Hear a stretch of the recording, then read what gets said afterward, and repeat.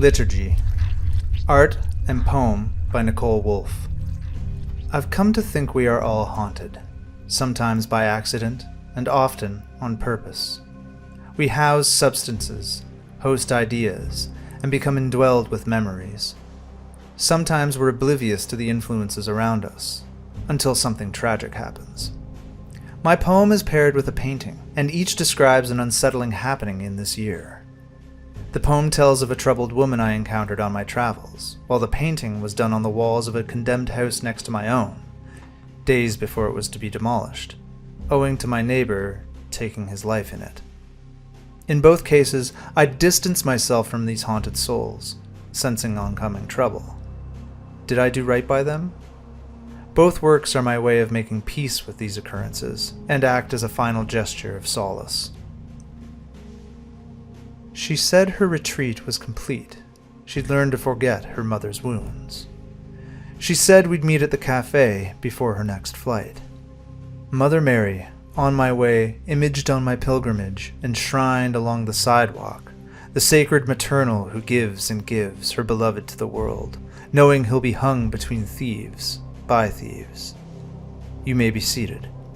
A meager sun-crisped man with cracked guitar led us into worship of this present moment, sung the anthems of this surf town, strung together the faithful words, whispered words of wisdom, Mass a la McCartney, Lennon's Liturgy. I sipped the sacrament, double coffee shot, a seed crushed and pressed for my imbibing. Let us pray. After each long night, bring us back to wakefulness. Let it be. When she arrived, she was flushed, a bleeding out of words. Was it conceit or shame?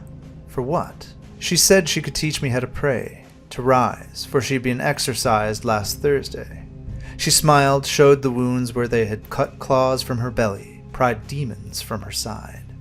She paid the shaman with digital content, adds authentic, commodified magic. I spun, confused in this verbal centrifuge. This word barrage? A mirage? A camouflage to conceal or reveal? If so, what? A conscripted priest captured confessional booth, 2 cups into caffeine, guitar man long gone. In a pause I heard a voice in my head, but loud as hers. Careful, it said. Kleptomaniac. Better not turn your back. Keep your wits about you. Lock the parish while you can. I put a stop to her talk. Enough for me. Be blessed, safe flight. God help you. Goodbye.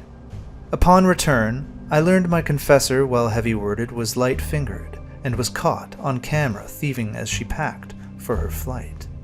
Confronted, she'd lied. Unpacked, handed over, feigned surprise. My friends hadn't pressed or replayed the deed. They said they'd agreed. Let it be.